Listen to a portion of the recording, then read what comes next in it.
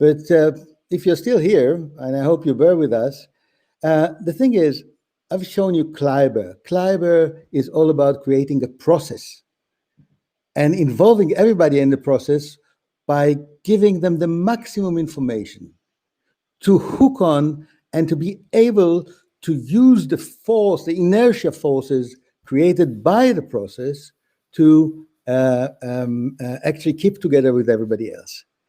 So he tells them what the goal is, but not how to get there, which leaves a lot of room for individual interpretation.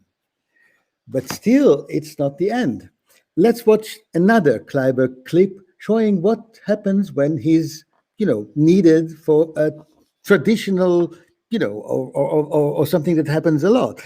People make mistakes. Sometimes we're in trouble. What kind of help can we expect from the leader at this point? Have a look at this.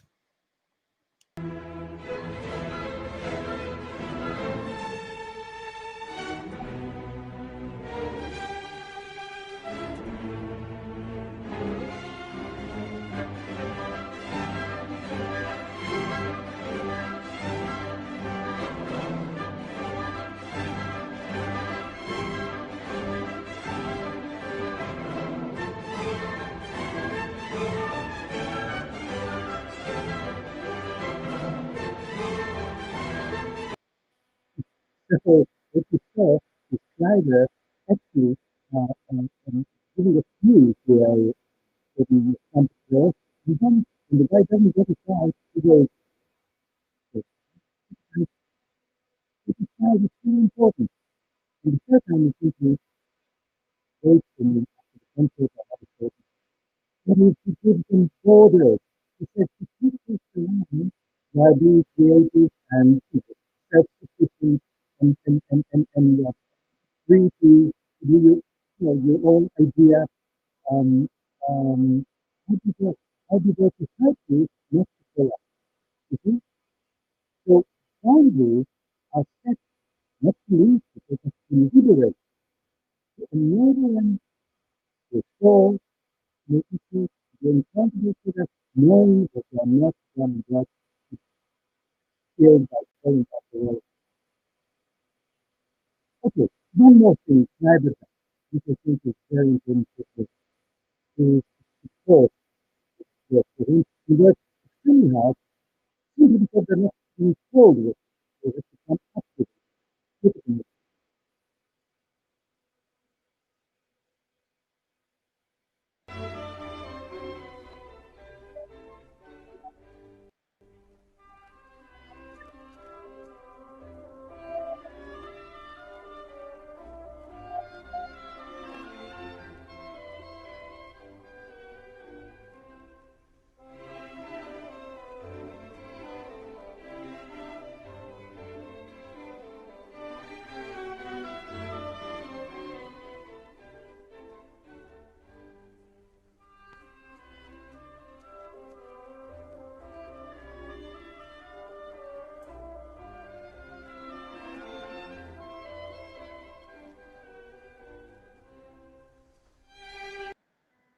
And it goes on and on. The thing is, what is serious is being the leader is taking a step backwards to say, guys, this is your time. This is the time of the soloist to lead. But then he doesn't leave him. He doesn't say, look, I'm in the cafeteria, call me when you're done. He's there very close to him, supporting him without suffocating him. Did you see that? He's enjoying his achievement completely, giving him the greatest compliment of saying, I'm in your hands. I'm being led by you. I'm listening to you. I'm not telling what to do. Okay, this is all about Kleiber and process.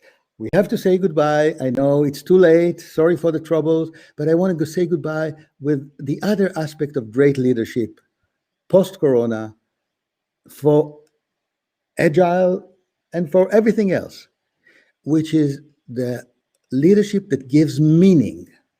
Again, not in the voice of the leader, but meaning through the dialogue, through the space. Only in dialogue can meaning emerge.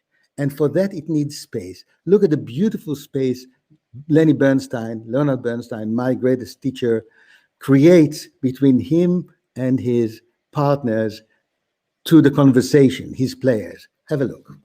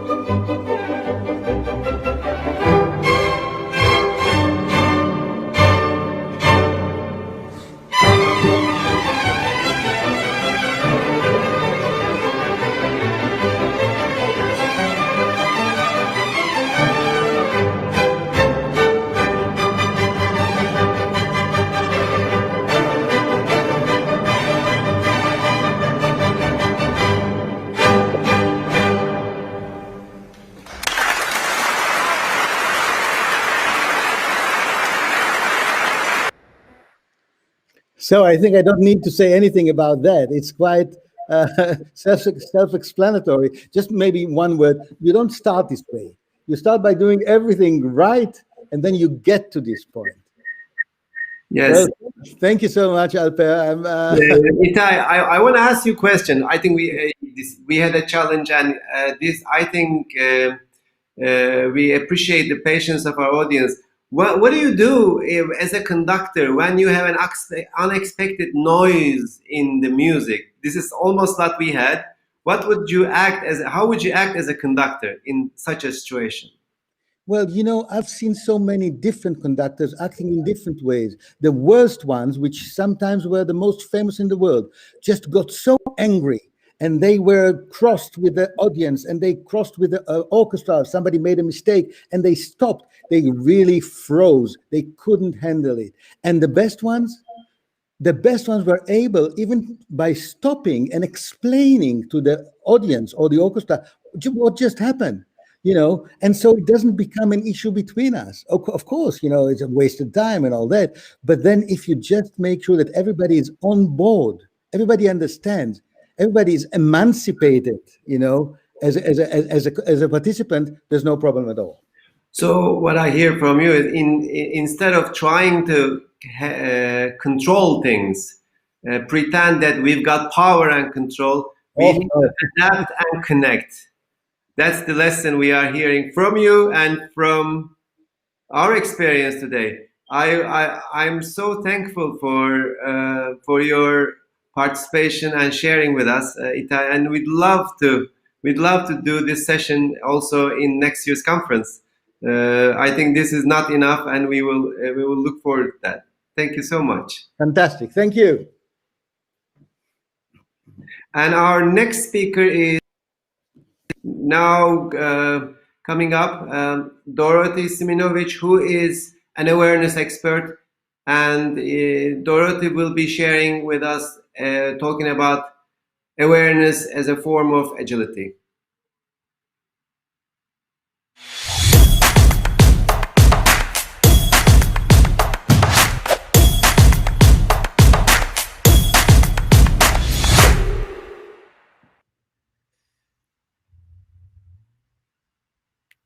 Hi.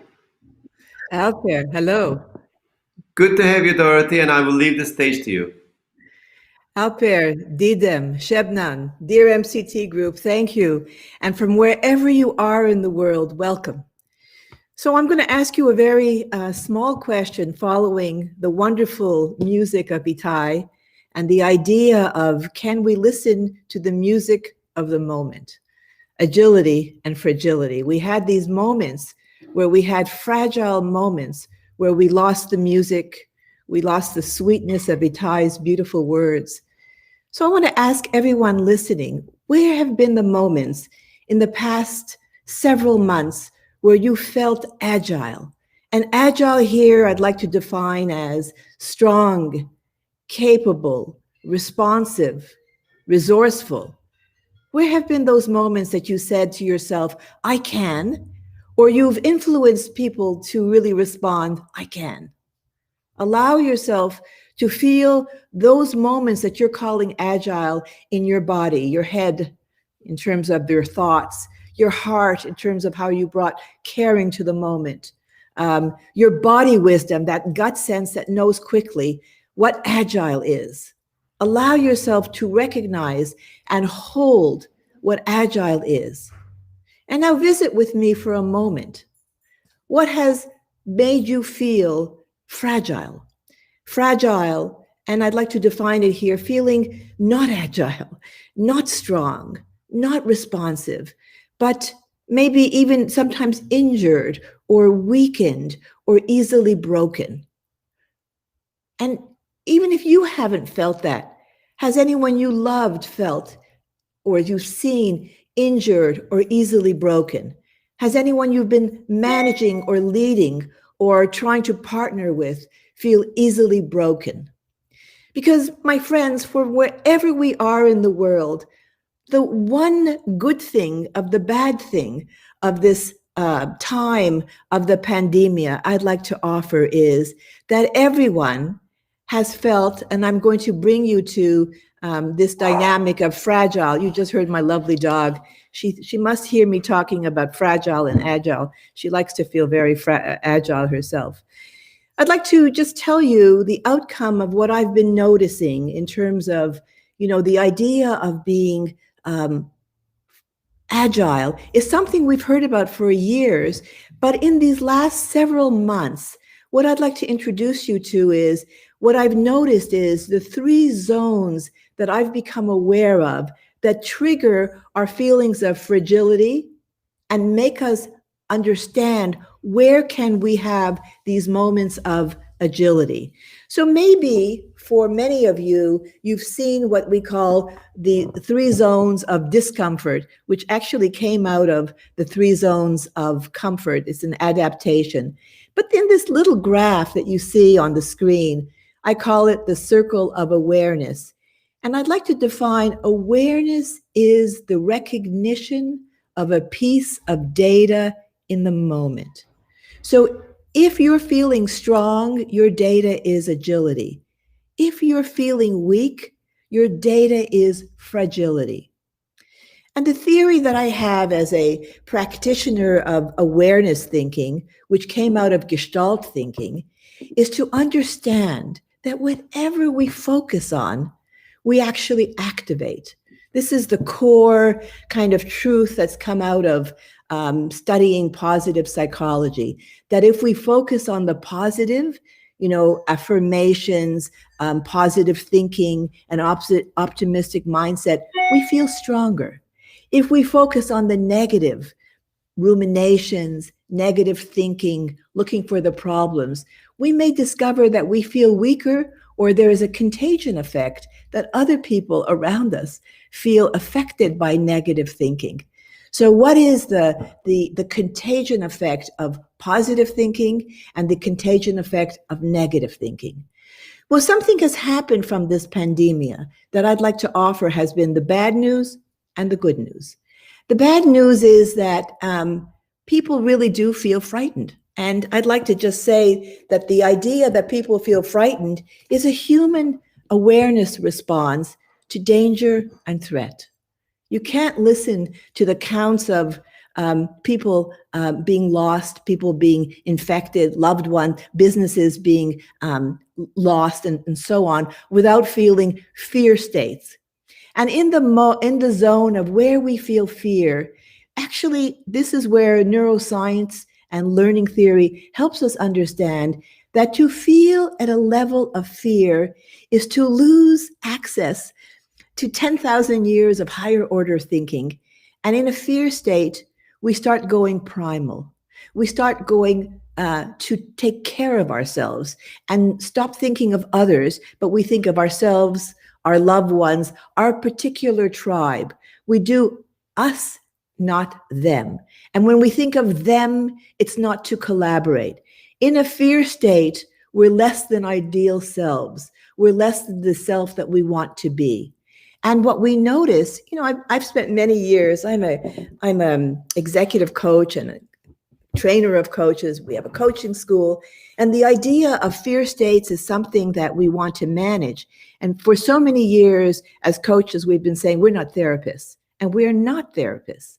But my friends, fear happening in organizations and with our colleagues and with our leaders, how do we recognize fear states and how do we intervene to support breaking what we understand is the amygdala hijack? When we are in a fear state, we stop our higher order thinking, we go to primal thinking, we go to caveman thinking, and we are hijacked by our amygdala, which means that we will stay with the hormones of agitation and reactivity, cortisol, for at least 6 hours to 24 hours, and our good thinking is down. So what are the competencies? How to intervene into fear states, how to add compassion, how to help people move out of fear states. It's not therapy, it's support. The second zone of awareness that's come out of understanding what's happening in this time is the zone of new learning. And if there's any time that learning, I call it as a chicken soup for the pandemia. New learning has never been sexier, but learning is also a mode of disorientation. In Turkish, there's a wonderful word that you'll learn is called ayip, which means shame. There's a sense of vulnerability when there is learning and disorientation. And because learning requires being out of your comfort zone, if you're not a little bit awkward, you're actually not learning. So now learning has actually been one of the upskills that we've noticed in the past 10 years. Certainly for talent acquisition, learning has always been key. It is now 3,000 times more. Learning is essential. And how do we support learning when there's so much